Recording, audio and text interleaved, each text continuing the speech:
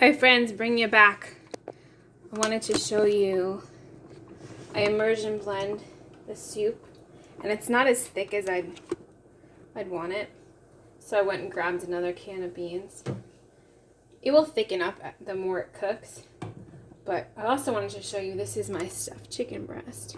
So it was really easy, so I just had, my thing is not working, I have to hold it. I just had some kosher chicken breast that I pounded out thin, and then I had Mykonos cream cheese with the chives, and I roasted some tomatoes and some spinach, and I just stuffed it and wrapped it in some turkey bacon. Tasted really good. We enjoyed it. I'm eating the rest today for lunch, kind of having a late lunch.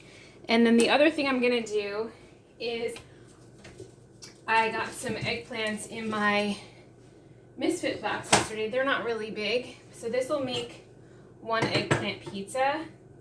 So what I'm gonna do is I'm gonna prep this so that it will go in the oven with the vegetables when I make dinner tonight. And I don't care if it gets brown because it's gonna get roasted anyway. So what I do is I make this like Greek pizza. So I'm gonna slice the eggplants thin-ish, and then I'm going to put them in the cast iron skillet and saute them in the oven with some red onion and some tomatoes. Let everything cook down. Season it with some Greek seasoning, some oregano, some garlic, some onion powder. I want to put this, ooh, that could have ended badly. I want to put these beans in here just so everything gets incorporated. Anyway, so going back to the eggplant pizza, I'm going to make, so I used to make it on pita bread, but I'm gluten-free, as we all know, and I haven't found gluten-free pita that I like. So I'm just going to make some pizza dough with the sourdough because I have a bunch of starter. And I was either going to make pizza dough or I was going to make biscuits. And so I decided I would make pizza dough. I'm making a mess today, huh? And I'll just put the eggplant tomato mixture on top of that. And then I've got some Mykonos cheese I can crumble on, like feta, and put some Mykonos mozzarella on top, and it'll be yummy. So that will be dinner for Friday. But again, I prep everything ahead of time when I have the time and the energy, because I never still kind of know, this is so green, what the day will hold. The soup is much greener than I thought it was going to be because I added the rest of that spinach. And I don't know if my husband is going to eat this, but you know what? That's fine. It smells good. I'm basing this off of a soup that I had this week from a local health food store.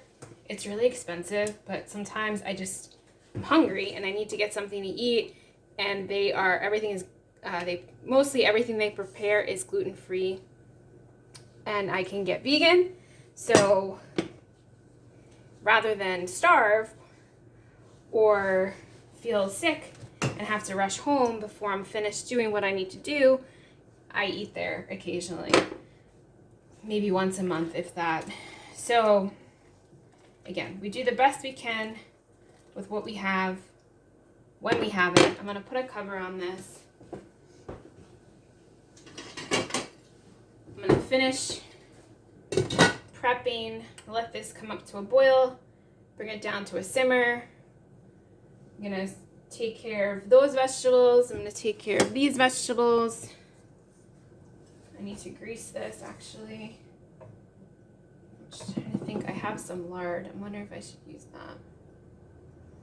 I'm just going to use this right now because this is what is available to me, but I did make some beef broth this weekend with some bones, some marrow bones, and I give the marrow to the dog. She eats that, And then we have the broth, but I always get lots of lard and I save it in a jar for roasting vegetables. And I could have used it as a base in this since I used the beef broth, but I did not. I don't always think of it, right? Like sometimes we just forget. And so we have to do what's easier. So that's what we're doing right now. We're doing what's easier. So I'm going to put, so, you know, you could salt this eggplant to draw more of the liquid out. I'm not really that concerned, to be honest with you, because it's going to cook down in the oven anyway. And I can just siphon off any liquid I have to. I will put the recipe, what I did for both of these, in the show notes. Actually, I wanted to use that. But again, it's lower this before it overflows. It's a lot of, again, like simple cooking, trial and error. This worked, this didn't. Do this next time, don't do that.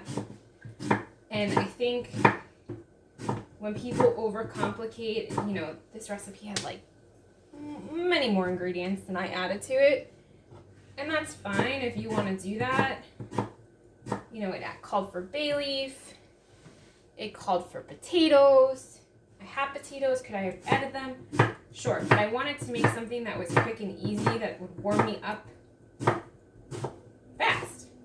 So if I had to cut the potatoes and wait for them to cook down, and then immersion blend it, like it would have taken longer.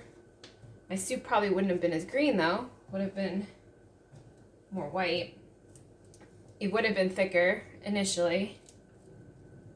I could just also immersion blend the newest beans I put in. That would also thicken it up, right? So like, you don't have to reinvent the wheel. You know, a lot of times, a lot of these recipes people do, they're really complicated. They have lots of crazy ingredients. Like, I don't buy things that I'm not going to use. If a recipe calls for something that I don't have, I'll find a substitution or I just won't use it. I'm okay with that. Like, I don't need to have really fancy ingredients. I mean, I want to have clean, organic, real food that is easy to cook, that is nutrient dense, that feeds my body in all levels, right? All ways. So physically, mentally, spiritually, emotionally, I feel like I'm energetically. And that's more important to me. So you pick and choose what's important to you, right? What's your thing that you have to have? What's what you can't live without? I don't want to live without clean food. I don't want to live without clean water. I want to prioritize clean food. That's my thing that I don't want to live without. So you have to figure out what yours is, right? Like, I don't ever say, do the 1,001 things that I did. Because who am I? I'm not the end-all be-all. I'm just one person that did this thing and it worked. Does it mean it's going to work for you? It may not. We're all different. We're all unique. We all have different needs and experiences. And that's also, there's a beauty in that. So rather than getting stuck in the hype of, I need to eat this thing, I need to do this thing, I need to learn this thing, I need to, you know, whatever that may be. Like, it doesn't have to be complicated. We make life and we make healing much more complicated than it needs to be. The body just wants you to listen to it. It just wants you to honor the messages. It just wants clean food. It wants real food. It doesn't want food that comes in a box or a bag. Do I have things that come in a box and a bag? Yeah, because we live in modern times. And some things, you know, like, I don't always have time to soak beans and let them sit overnight. Because sometimes I want soup quickly. So you pick your poison. You pick where you're willing to compromise without it bringing you down, without it actually destroying the reason for why you're doing what you're doing. And so I think it's, you know, if you don't lose sight of that, do what works for you. I'm a firm believer in you doing what's best for you, whatever that may look like. Does it look like exactly how I live my life? Maybe not. That's your choice. You're a sovereign person. You get to decide what you want to do. You know, the issue I used to have when I would help people before with their health, like unofficially, not with the coaching business, you know, I would tell them all the things that I thought were really relevant, were really helpful. And sometimes they would do some of them. But a lot of the times, it was really overwhelming. And they would do none of them. And then they would, you know, I would see them again, or they would call me or whatever. Or I would just know that they didn't do it. And I was like so invested in the outcome of them getting better that it would actually steal from my energy of me trying to heal myself. And I was so invested in them listening to what I had to say that I couldn't see that they needed to figure out in their own way, in their own time, right? That they needed to do what was best for them. And that I was not the end-all be-all of what that was or what that looked like. And that was a really hard lesson for me to understand, for me to wrap my head around, because I was like, well, you're struggling. Why do you want to struggle? Don't you want to get better? Don't you want to have a quality of life? Don't you want whatever, X, Y, and Z? And to be honest, it's taking me up until the last few years to not be so invested. Of course, I care about my clients and I want them to be well and I want them to heal themselves. I want them to listen to their body. I want them to understand what the messages are trying to tell them. But I now know that they don't have to do it in the exact same way that I did it.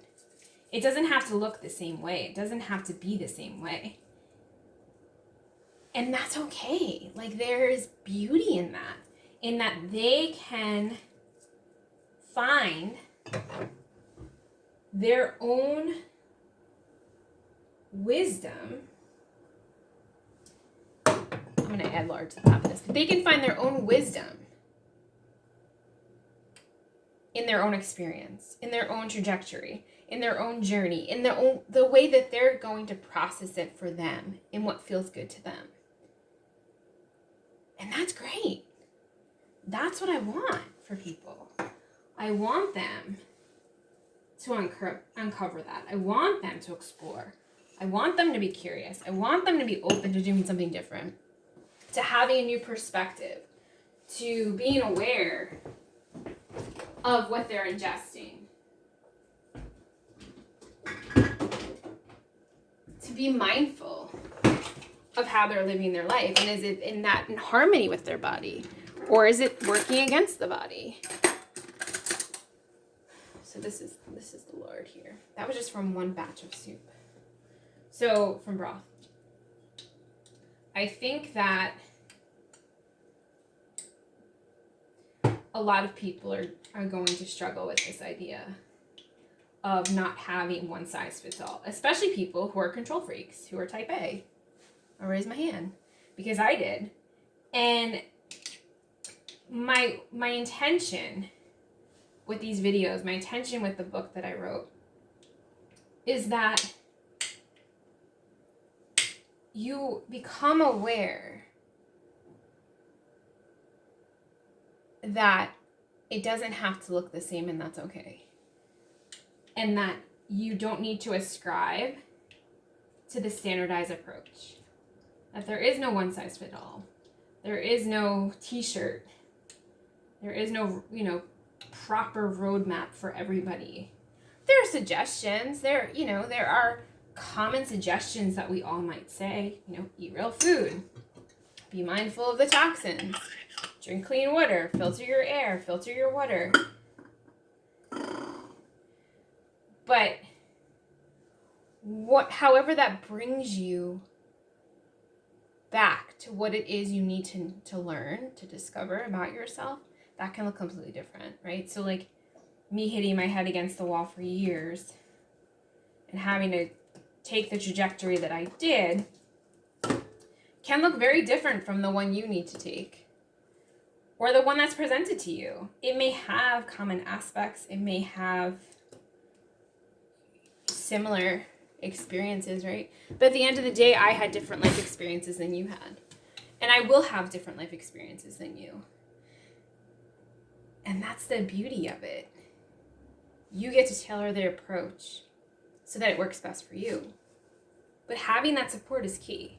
And that's what I understand the value of, is that even though people don't need to do it exactly my way, as long as they can trust in the fact that I have their back, that I see them, I hear them, I believe them, I know how much it sucks, right? I can validate how much the struggle is living with chronic pain and chronic disease. That is enough. If one person is positively impacted by my story, that is enough. So what is something that you could choose today to approach in a different way? To pave your own path, right? To be the renegade. In a small way. In a small way. What does that look like? Share with me in the comments below. Until next time.